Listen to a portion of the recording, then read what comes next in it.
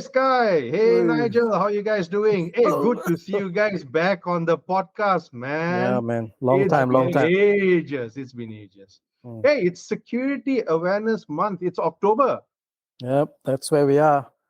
3 more and it's months also and Halloween. Dun dun dun. Security shouldn't be scary, but to a lot of people, it is scary. And I guess the whole idea of having security awareness is to make it not so scary so people know what to do. So, Sky, what do you think? This is a security awareness month. I think there are still a lot of people out there who doesn't know what kind of benefit they can get out of security awareness. I mean, just out of my thinking about it, there is tax incentive for the individual, there is tax incentive for the organization, and of course, without going really in depth, there's also this HRDF fund that has been stored inside the fund for the funds in the company for each different company for the entire year. I heard, I don't know, maybe you guys can verify.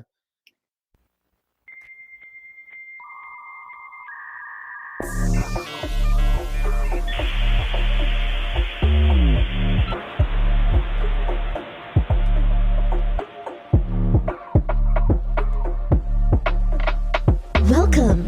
You are listening to Securitylah Podcast, Season 3.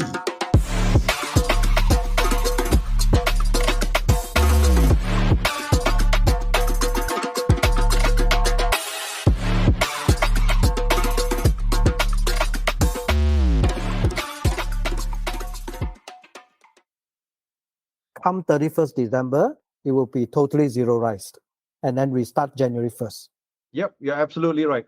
So, we're talking in Malaysia for context. So, just for everyone, then everybody's wondering, hey, what the heck is this new acronym? No, it's specific to Malaysia, guys. And so this HRDF, Human Resource Development Fund, is something that organizations in Malaysia pay to a special fund, and they get to claw back the amount when they send their people for training. So everyone has a certain amount that they contribute to. I don't know how much. And you're absolutely right, Sky. Organizations have until 31st December for them to send their people for training so that they can claw back this amount that they're paying. By the way, this is a statutory payment. Organizations have to contribute to this fund when they meet a certain requirement. So if you're working for a medium or large organization, rest assured your organization will have HRDF funds, and you can always go to your friendly HR person and ask them, hey, so if there's such a fund, then what kind of trainings can I go to? And rightfully, this month is the Security Awareness Month, and why not use this to educate your staff on cybersecurity, which is a great idea. So organizations now don't have to spend that money. They've already spent. It's expensed. You're just clawing back that money, and you probably can get someone who's good looking like Sky, or someone who's awesome like Nigel to come and present to you on how security should be, right? Or the content field doctor. Yep. I could do that too. Yeah. Since we're already doing content now, right, for the podcast. Yeah. So I was totally amazed with some people who are still struggling to know, trying to find out what kind of training they can get out of typical cybersecurity awareness. Any one of us have any idea some of the topics that we can actually cover and how we can help those people out there? Well, I think one of the good places to start with is by looking at the trend, right? If you do understand what are the trends like in the cybersecurity market, or just looking at the trend across all the security domains, right? What some of the places where you have major attacks and all. For example, phishing happens to be one of the main attack vectors, right? So you can always look at training in this area. This is one of them. Ransomware is another thing, right? Again, looking at the trends, these are a couple of things that keep popping up every time. So training in these areas, or at least how to mitigate, for example, ransomware, is something that can always be looked into or discussed from a training point of view. Yeah, I remember talking about a couple of subjects like how to address malware and ransomware. How do you know if certain websites are actually safe to do? What kind of modus operandi or SOPs do you take when receiving calls from the outside world? How do you create a strong password? These are some of the topics that I've seen that are very, very sought after out there. So where can we find these type of trainings? Is there anything that we can, I mean, of course, other than the three of us, who else are able to provide trainings like this in the market? I guess there are training providers who do this, and some of us who are actually doing training actually can deliver that. But I guess it's really important for the organization to know who they are What they want. educating and what is the end goal. Because you see, there are many classes of users or staff or even vendors which they have to manage. So you have this non-technical who's just doing the usual administrative or any other kind of work, or people who are in the field, who are in operations, who need to understand the basics of cybersecurity. So you have those kind of group who would specialize on that. You may also have organizations that have software developers or coders. Now they need a different kind of security awareness, where you might want to talk about how to do secure coding. What is application security? How do you manage them? And with organizations that has IT teams, you definitely have people managing the infrastructure side of things. Maybe you might have an Active Directory server or a file server. So you have server infrastructure, or now you have all the latest and sexy virtualization, containerization, Docker, Kubernetes, and all this nice and funky tech. And you need some level of security awareness and understanding on security as far as how to manage all this new infrastructure. So the list goes on. There's so many other different kind of people who may look at different kind of security needs. And, it really depends on who are your target audience. If you say, okay, your target audience is just the general population of the office, then yeah, you could do some basic training like what Sky mentioned earlier, which would definitely get them. And in fact, I found that even doing the most basic, simple hygiene stuff, like, how do I generate a secure password, you know, or, how do I know the website is something that I could go for? Many, many yonks ago, we used to say that if there's no padlock, don't go. Yep. That was an outdated advice. Correct. And then we used to say, if there's no green bar, don't go. Yeah. Now there's no padlock, there's no green bar. What are you going to do? Sit down and cry. And I saw a bank sending a link with no HTTPS. I was shocked. There was some kind of a registration form that was sent out, and I actually told my staff not to log in because I said this one could be a phishing site. Yeah. And they said, no, this one was sent by a bank staff. I said, how can they send something like this? And the best thing today is, you see, few years ago, you can complain that, having a website with SSL is expensive. I remember signing off POs of thousands of ringgit just for a single cert. But today with Let's Encrypt, your publicly recognizable cert is free. And you have scripts that allows you to renew that every 90 days. So there's really no excuse for you not to have SSL or TLS. And your computing power is so strong now, you don't have to worry about encryption overheads. Your computers can easily manage that with all the processing power you have today. So that's really not an argument. But you see, the whole point that I was trying to make with Sky and Nigel is that security's changed over time. Yeah. And a lot of times, what I notice is the same old doesn't apply advice still goes on.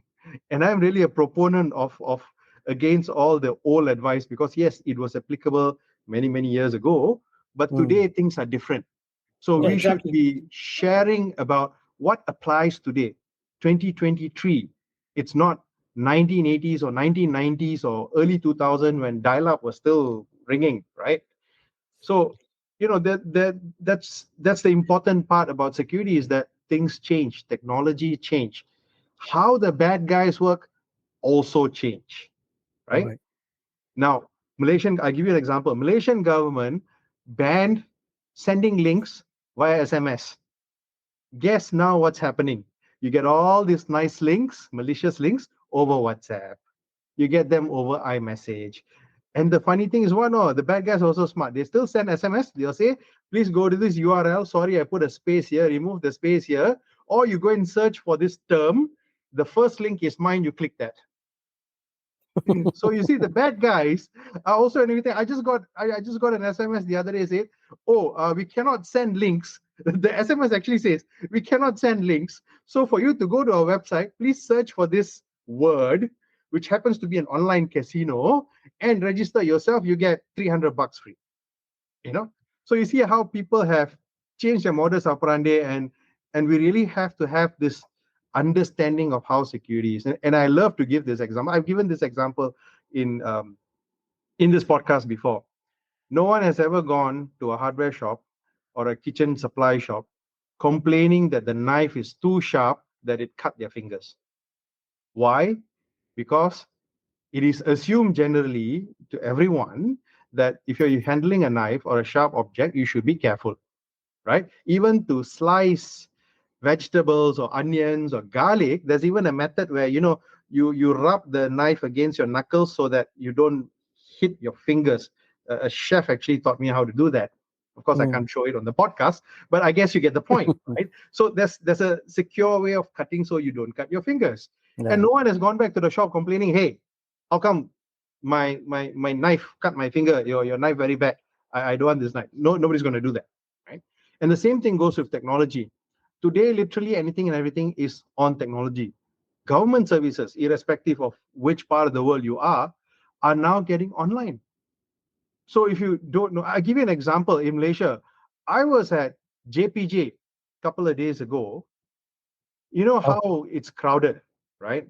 I just realized suddenly there's no queue number. I was scratching my head. So how do I get a number? Then the guard says, pergi depan, or go in front. And then I saw this signboard that says, scan this QR code. You need to download this app, scan this QR code. And automatically I got a queue number through the app. And I was amazed. Wow, really good. But the thing is, I didn't know that, right? So imagine, like someone like me, yes, I'm technically savvy, but I saw a 70-year-old uncle struggling. It's like, how am I going to get a queue number? I don't know, And there's no one there helping that 70-year-old uncle say, okay, uncle, you punya phone. Oh, sorry, I'm speaking in Malay. Your phone is what brand, what type? For this, you need to go to this Play Store or Apple Store or Huawei, whatever, whichever brand that you like, and this is what you need to do. And unfortunately, there was no one there to guide that 70-year-old uncle. Yeah. So I was like, tapa, bro, come, bro. Of course, I'm not that young either. So I say, bro, come. I help you. So help the person, got the queue number, got everything, and all that. And the person was very thankful, right? You see, technology has moved forward. Things are going much faster rate. So it is no longer an option for anyone at any age to say, you know what, I'm not going to have a smartphone, or I'm going to be a digital free nomad. It doesn't exist anymore. So security awareness is important, and more likely everyone in the organization, including your family and kids and everyone, should have some knowledge of security, right? We can start in the organizations first, because why? Organizations have the budget. They can do this. Right? They can do the security awareness. And if everyone in the organization is secure, they can then, take back the question and go ahead. And Nigel, you wanted to say something. Yeah, no, because you mentioned about the budget and companies having the funds, right? But there could be circumstances, situations where companies don't really want to spend that kind of money on awareness, because let's say you are working in a company with 4,000, 5,000 staff, you'd rather use that fund for something else, right? I mean, I'm a strong advocate for security awareness, but when I look at it from the corporate side of things, for them it may not really be beneficial, or when you look at the cost benefit, I think it becomes a little difficult for them to make that kind of a decision. So just something. So you mean they rather spend it on other types of training? It's not necessarily training, but you can use that to build something, right? Like, for example, you want to build a product. You can use that in R&D, for example. So the funds can be utilized in some other area. But so what we are talking about, we are talking about just now was the fact that the money has already gone into a development training fund. It's already paid out. Correct. I know that's what. So I'm just saying that there is a different aspect to this. Yeah, this of also, course, right? of course. Yeah. When you talk about security awareness, there is another fact where you have to say, okay, fine, I still need to spend X amount maybe on a tool, not necessarily sending a bunch or a group for some training. I need to have awareness for the entire organization, right? Because let's say you have a workforce of say 4,000 or 5,000 staff, you're not going to send everyone for training. So you need to have some kind of a platform or a tool that does awareness for everyone, which again has an additional spend. So that becomes a bit challenging because now if you look at certain numbers, right, you have most of it coming from internal users, or most of it happens from inside staff.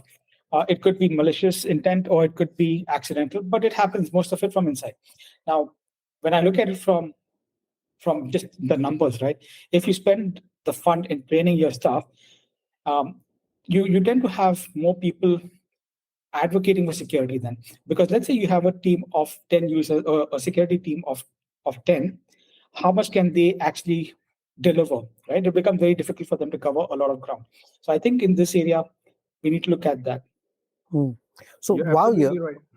So while we were talking about, and then I realized that three of us are advocates for security awareness training, maybe what we can do is outline some of the benefits to the organizations so that hopefully after today's session, we'll be able to get more people to understand why they should be going for cybersecurity awareness training.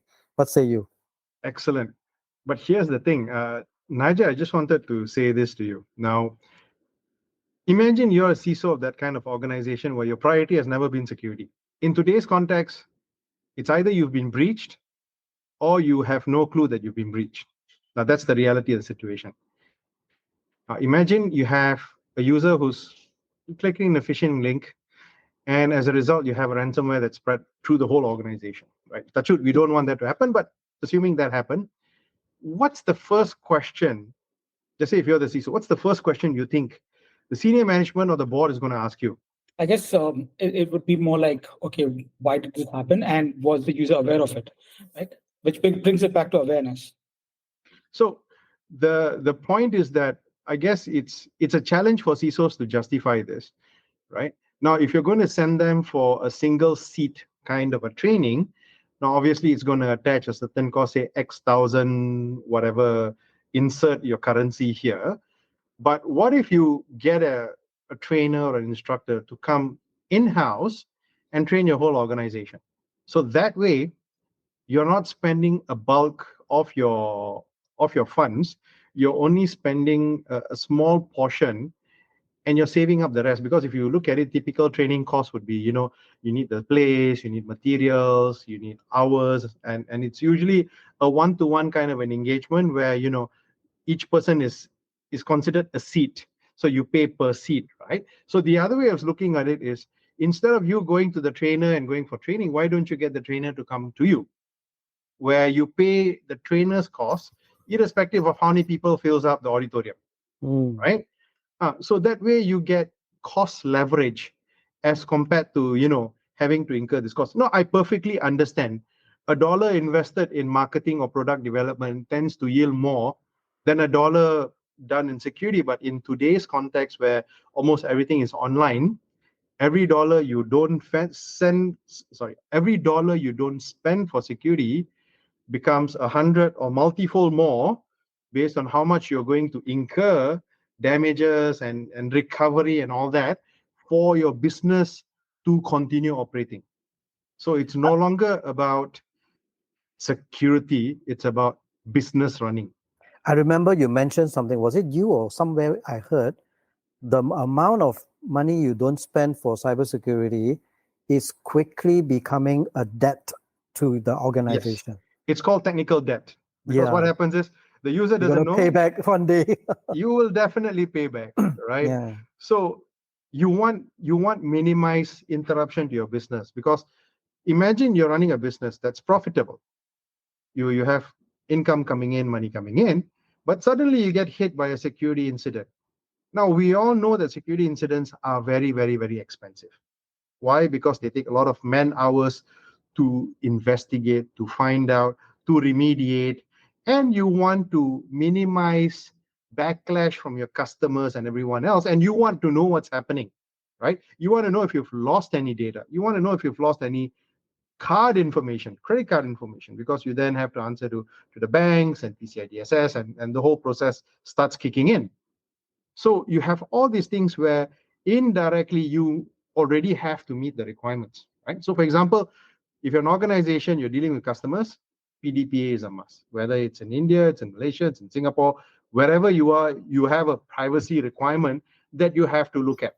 That is by law something that you have to do. And in PDPA specifically, if you look at Malaysia and all the other countries, they will mention cybersecurity. So then if you get into an investigation with the regulators, they'll ask you, when was the last time your staff has been informed of the latest issues that you've had, right? Then you start thinking, okay. So another way of helping you secure that budget and justification is you need to identify what your business is accountable to. So what I mean by accountable to means, what are the laws that affects your business? Now, this is one of the exercises that consultants like myself do when we come in to do ISO 27001, because you need to understand what laws affect you, and based on those laws, what are your obligations? Because at the end of the day, if the compliance of the law is not met, guess who goes to jail? Your directors. Not you, your directors. They will go to jail because they are ultimately responsible for the company. So another selling point is from a regulatory perspective, is that to show how important it is to do these things from a cybersecurity perspective. Now, the irony of this whole thing is that, assuming if you're an organization, just say, like, for example, Nigel's organization, they're really good. They decided that security awareness is very important, and they continuously do it for 3 years. And by grace of God, or however you want to call it, they never had any incidences for 3 years. The 4th year, guess what the CFO is going to say? Hey, your awareness sessions are very effective. I think we don't need it anymore. You see, that's the other problem that comes when things work very well. That becomes the antithesis to whatever that you're trying to do. Where have I heard that before? Always, CFOs, first thing, hey, this one very good. You're very good. It comes with the praise first. Very good. You're doing very good job. That means we don't need this anymore. I remember a certain airport in a certain country where they did not renew the maintenance contract simply because the equipment was still working. After X number of years, which I'll not go into details, the equipment failed. And lo and behold, we had a huge catastrophe. Right? So, just to quote an example, when things work too well, it goes against security. And sometimes I find organizations, they don't spend on security just because everything works fine. Which is another problem, but we'll discuss that another day. But today we focus on awareness because we want people to know about security, right? So that's the other thing. So some of the significant benefits that we can talk about, I have like 8 or 9 of them here. The first one is it helps reduce security breaches. Definitely, for sure. Yeah. And the problem is when it prevents breaches, no one knows. If someone doesn't click that link and you don't download the ransomware, nobody knows. And that's the worst thing that can happen. Because why? End of the day, it's so good. Your awareness is so good. Fine, nobody clicks the link. But here's the other thing that I wanted to share. Sorry, I forgot about this guy. Now, you do all this awareness, right? Before you go to that list of 8 stuff, now you do all this awareness. How do you know your people are actually paying attention? How do they know that they are now aware? So do you have? I mean, it would be good if the trainer have what we call the before and after reports, so that you'll be able to track them, isn't it? So what usually organizations do, the other thing is, once you do this awareness, why don't you simulate an exercise? Say you do phishing, you're talking about phishing, talk about all the examples and everything else. In one of the organizations that I've worked before, we set up a fake e-commerce site, right? Which gives a very good deal about phones and everything and all that. And we sent it out to the whole general population because, phones are things that everybody will buy every now and then, especially right after you get bonus. Wow, sure, everybody happy, change phone, right? Now, we did something like that, similar campaign, and we got people clicking the links. And of course, you sometimes it's not practical for you to send to the whole organization. You may target a certain group, and you may have a mixture of people within the group, senior management, lower ranking people, workforce, operations, maybe even board, just to show them that boards are not immune to these kind of issues. And after that, you can say, out of just say 15,000 emails we sent out, we got 600 people clicking the link. And out of the 600 people who clicked the link, then we had, say, about 20 people giving us their username passwords, which we have forced them to change. So that's one way of actually knowing that, hey, you guys learn all these things. Are you really better off than where you were before? Or the other, if you really don't want to go that far, then you do a simple survey and you ask everyone, so you've gone for the session, do you understand what was shared with you, or do you need more information? Yeah, but normally what I have done previously was just give them like a 20 questions questionnaire at the end of the training, and the HR actually insists on putting it on printed copies, and they actually keep that into the individual staff file. Yeah. I was like, oh my goodness, do they still do this, printing everything out? So they actually printed 20 sets and then they pass it on to everybody. And then they were supposed to answer, the score was given, the summary score must be given before they actually conclude the entire training session. There's something called Google Forms, Google Docs. Yeah, but they want you to print it out. They don't want you to Oh my God. online. What year are you, 1980s? No, I just did this like end of 2020. Wow. Yeah, but of course in Kedah. Okay. Maybe they like paper. Yeah. I don't So know. going to the second point will be like how to handle sensitive data. Enjoying the show so far? Subscribe now so that you don't miss out on the latest episode. We are available on Spotify, Apple Podcasts, Google Podcasts, and many other platforms. Visit podcast.securitylah.asia to get the links to subscribe. Yeah, definitely. The other thing is people don't know what is sensitive. Yeah. And you have also different generational ways of thinking. And what I notice is the more millennial and the generations after that are the kind of generations that like to share stuff. Hey, look, I'm doing this new product and we're going to launch it next year, when the product's supposed to be PNC. So people unfortunately are learning the lesson of what to share and what not to share. And you see, this is really important. Do people actually know what they can, what they should, what they shouldn't share? And some of the legal consequences as well. Oh, definitely. So the third point here is preservation of reputation. I mean, Nigel, you come from a very public organization. What is your thought on this? Well, it definitely has a huge impact, right? Whenever there is anything related to the reputation, then suddenly the business wants to spend money because now they want to avoid any kind of brand damage and things like this. So I think when it comes to reputational damage, it is one of the key factors for most of the businesses. It's not just my current company, but even in the previous companies, they always want to have a good image, the brand recognition out there. So any damage to it can have a huge impact for the business, right? So when it comes to managing this, awareness would be key, because any kind of incident that could lead to brand damage, because tomorrow you say, oh, company X has an incident, company Y has some issue, and it becomes a big, it's splashed all over the news and things like this, right? And companies don't like that.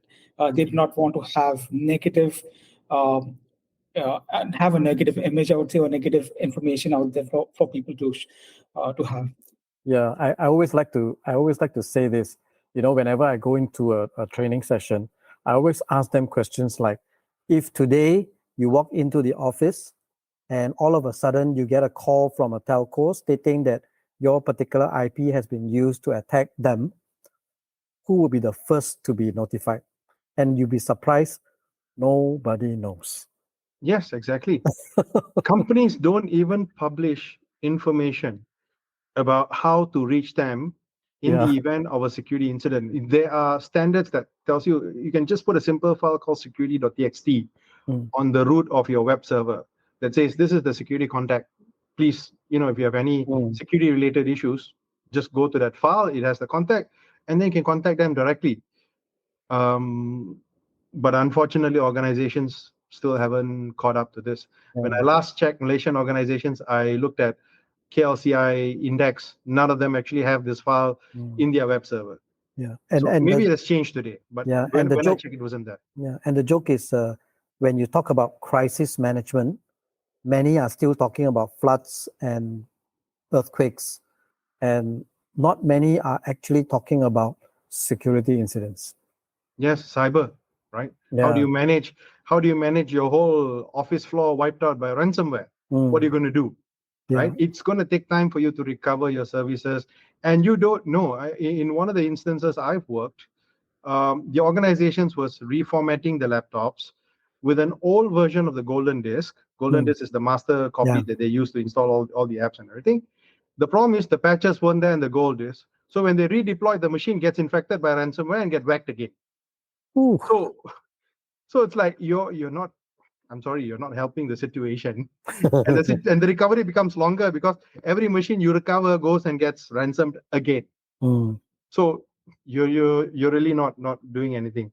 To those people out there, security awareness training covers areas like this as well. Yeah, definitely. What do you need to do?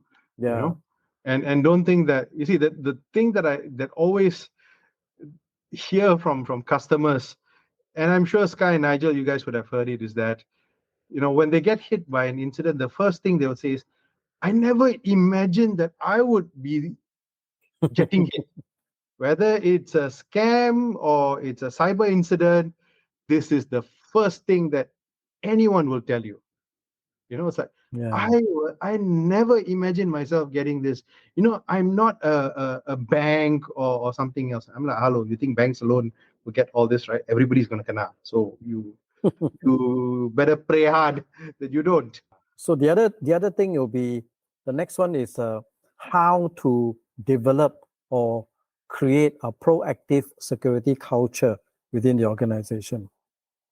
Yeah, people are your first line of defense, right, Nigel? Because that's how they work. If they can block off your attacks, why not? Would there be something that organization will look into? I mean, since you're the end user of the team, Nigel. Definitely. So in order to build a culture, right, it's a top-down approach, right? So you need to always have support from management. As long as there is support, you can slowly start building on that. Now, when it comes to building culture, awareness, and things like this, what you really requires a lot of communication, I would say. So it's important. And when I say having this conversation and communication, I'm referring to the entire organization, not just a subset, like finance or IT and things like this. So yes. Yeah. So the next one that we want to also talk about is what about financial savings? Is there a area that security awareness training will cover as well? Well, preventing a loss would be a financial saving, but that's more of, how do you say, revenue assurance? I think that's the term that they use. Or there was something else, revenue savings. I don't know. It depends on how, because there's always this argument about returns of security investment. So this cybersecurity awareness, ROSI, returns of security investment, where how do you quantify the returns of what you're getting? So, for example, all of us have cars. We buy insurance. Now, besides your NCB or your no claim bonus, you really got nothing else, right? Same thing with your medical card, right? If you don't claim, you don't claim. You claim, yeah, good. No? So how do you justify these kind of savings?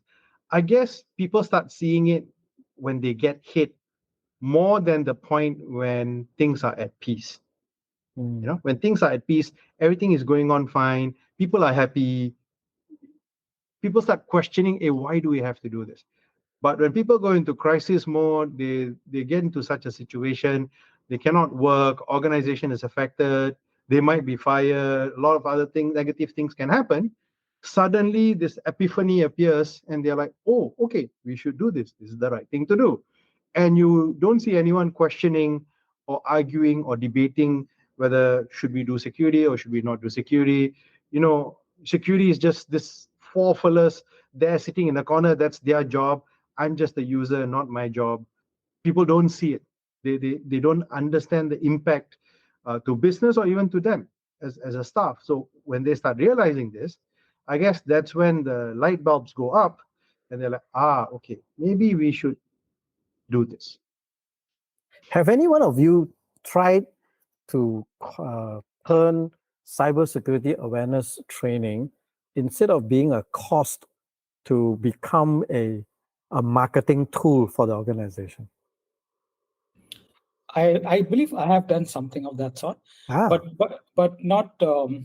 I think, Doc, I shared something with you quite some time ago. So I had built infographics. So that was something that you can just take and share it with others. And again, part of your the infographic you build, you can put in a company logo and things like this. So if it gets shared externally outside the organization, it acts as a marketing tool. So I had done something of this sort in the past. That's really great. In some of the organizations I've worked before, we used to park the initiatives that we do for cybersecurity under our sustainability reporting. Wow. So how do we build a sustainable business by making sure that cybersecurity and all these aspects are taken care? The other thing is, let me see if I can recall correctly. I had the thought in my head. One was sustainability. The other one is, if you're in a business where you have a lot of competitors, how do you differentiate yourself against everyone else? Right? If everything else given the same price, product, promotion, everything else given the same, why would someone buy your product instead of someone else? Most likely because they feel that they could trust you and you're secure enough for me to give my data to you. Right? Today, I think we hear literally left, right, center, up, down, data breach here, data breach there, this is gone, that is gone. So eventually everybody is like, oh my God, what's going to happen to my data? Am I going to get another 10 more scam calls on my phone and I have to manage that? Or what do I do? Right? So I guess a differentiating factor for business would be, if I can give that trust and comfort to my customers that you're dealing with someone who puts emphasis on security as a product differentiator, as someone to say that, everybody else is going to talk about all the products and price and all that. We're not going to be different. What we do differently is we take care of you as a customer from a data perspective, as well as the security and the assurance that we give you when you conduct business with us. So that could be one way of changing the landscape to say, hey, you are important to us.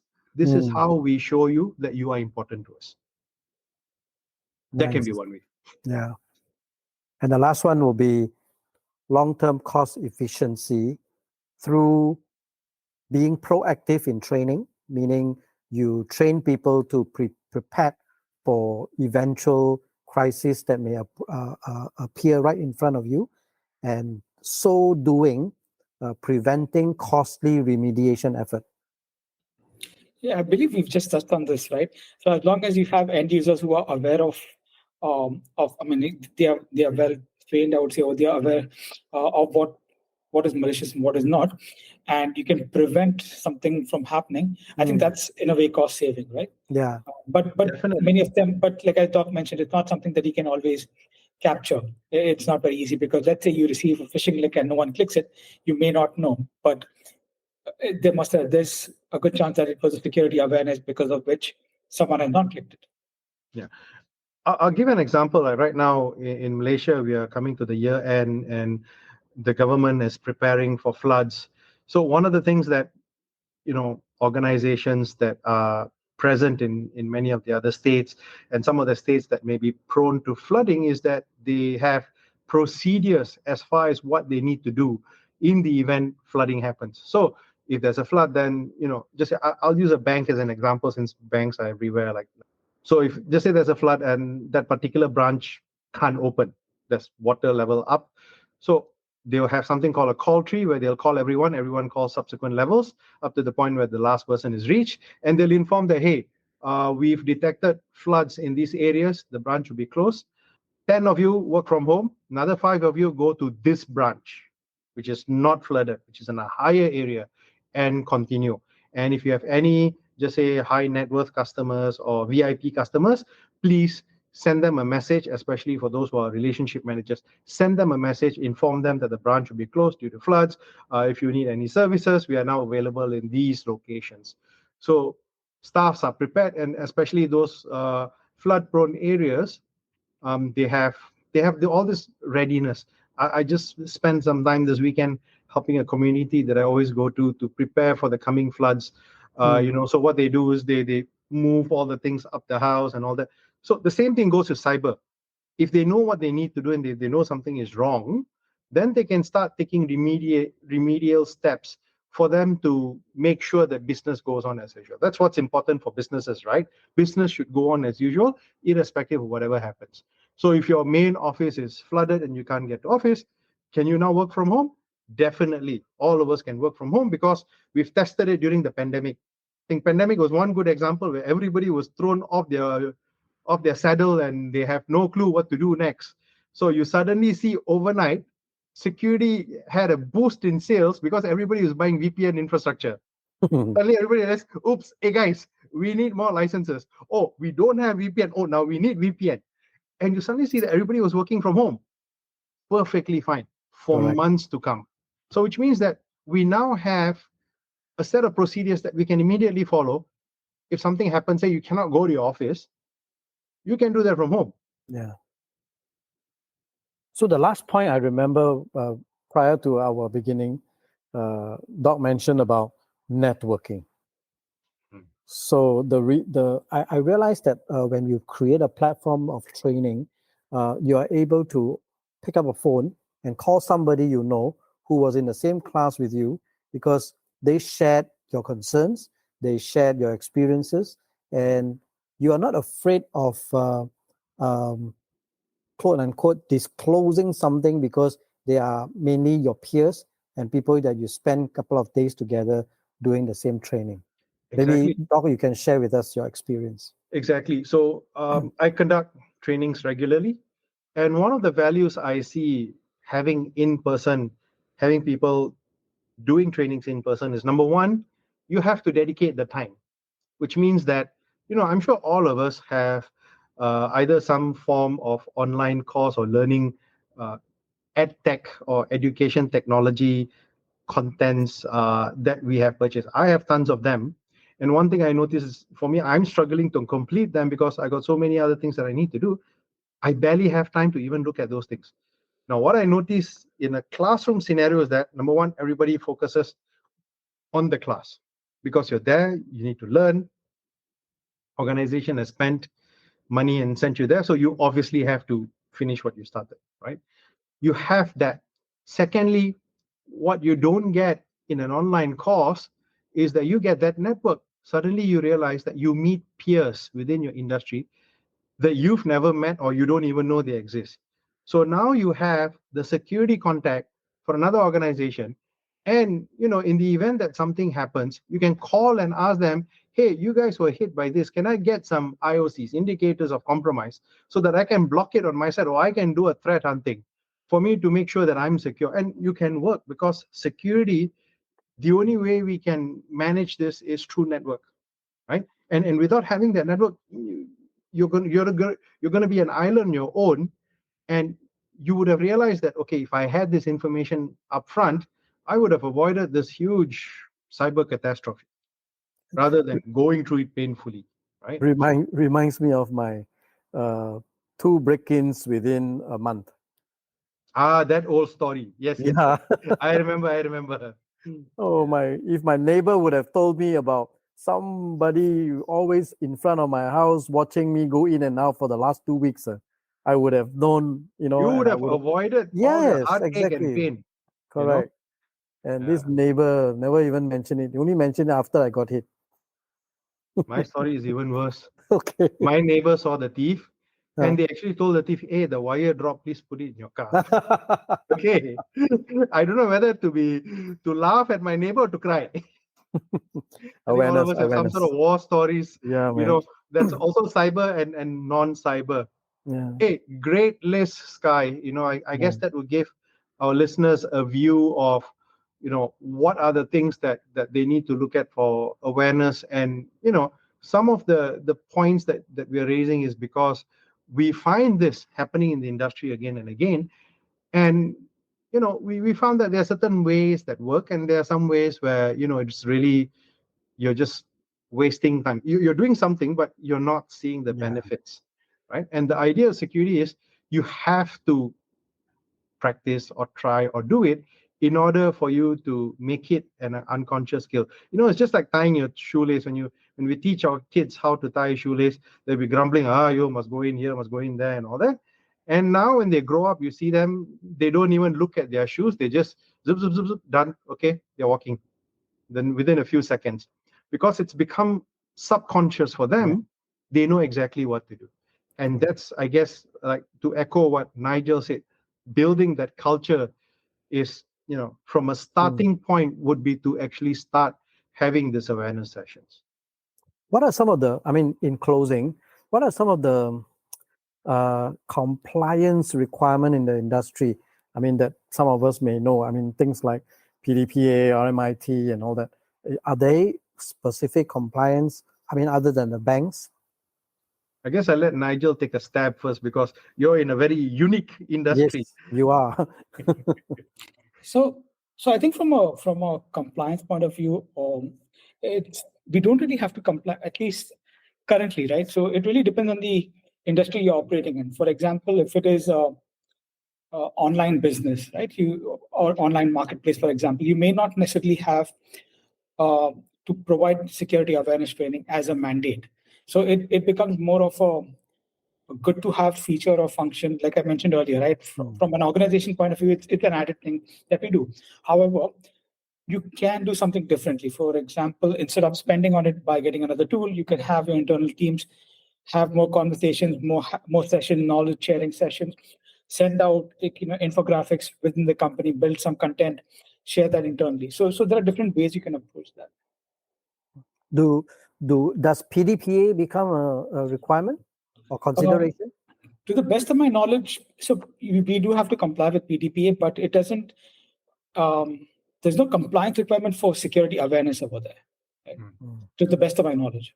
So I think Nigel is going to be one of those person who's, when something happens, he's going to say this exact statement: "We take security very, very seriously."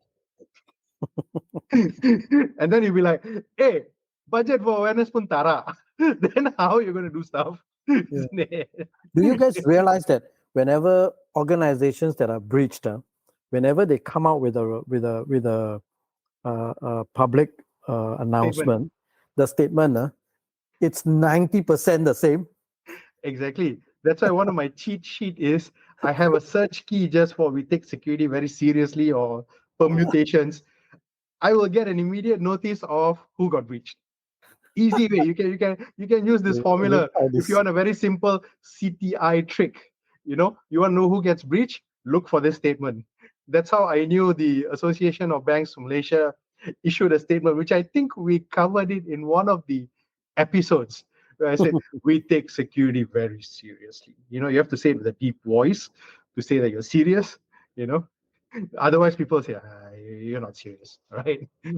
So yes, so great topic, great discussion, and I think it echoes very well with this month being the Cybersecurity Awareness Month.